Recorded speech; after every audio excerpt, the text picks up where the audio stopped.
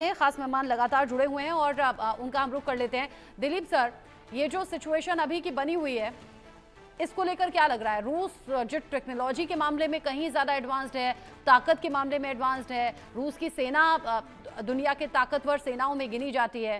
क्या लग रहा है, यूक्रेन ने अपनी शामत खुद बुला ली है जो पिछले दिनों अटैक किए गए? और अगर ऐसा होता है आधुनिक हथियारों के साथ जो रूस बार बार हमले कर रहा है, क्या होगा?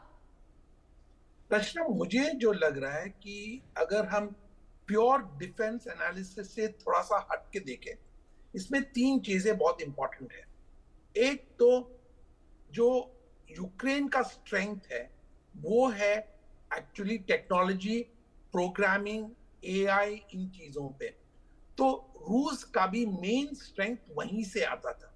जो रूस अब डेवलप किए हैं और उसका खबर जो यूक्रेन दे रहे हैं, मेरे ख्याल में ये एक नया डेवलपमेंट हो सकता है। पर इससे यूक्रेन को उतना खतरा नहीं है जितना रूस का जो बॉम्बिंग और उनका जो कैपेबिलिटी है और उनका जो फाइनेंशियल कैपेबिलिटी है, उसके वजह से यूक्रेन पे बहुत दबाव पड़ रहा है। मेरे ख्याल में यूरोपियन यूनियन, सेकंड पॉइंट ये है कि यूरोपियन यूनियन अभी जो सहायता दे रहे हैं वो आगे से शायद बढ़ गया हो, पर अमेरिकन जो सहायता दे रहा था वो मेरे ख्याल में कम हो चुका है।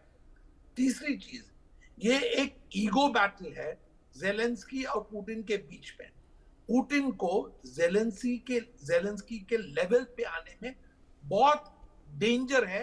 इंटरनली भी वो अभी सोच रहे हैं कि मैंने सारा कंट्रोल कर चुका हूं, मैं अटैक कर रहा हूं, मेरा आक्रमण से वर्ल्ड में सबको दिख रहा है कि यूक्रेन पे कितना दबाव हो रहा है।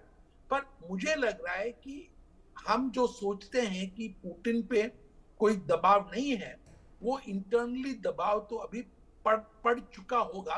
क्योंकि जो अटैक यूक्रेन ने किया है वो सिर्फ रूस पे नहीं, पर पुतिन पे एक अटैक था। और हमें यह समझना पड़ेगा कि जियो पॉलिटिक्स में ईगो ईगो चीज जो है, जब वो आता है तो बाकी बैलेंसिंग फोर्सेस जो है वो कम इम्पैक्ट का होता है।